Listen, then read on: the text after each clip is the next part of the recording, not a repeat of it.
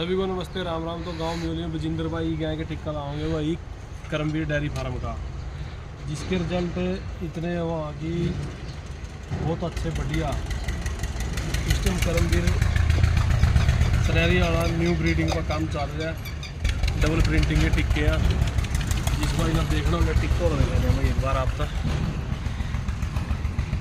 KBF Zorawar बुला, जिसका एक दिन का दूध का रिकॉर्ड 67 किलो 300 ग्राम है, जिसकी बछड़ी यूँ समझ लो 30-35 किलो दूध पर काटा है।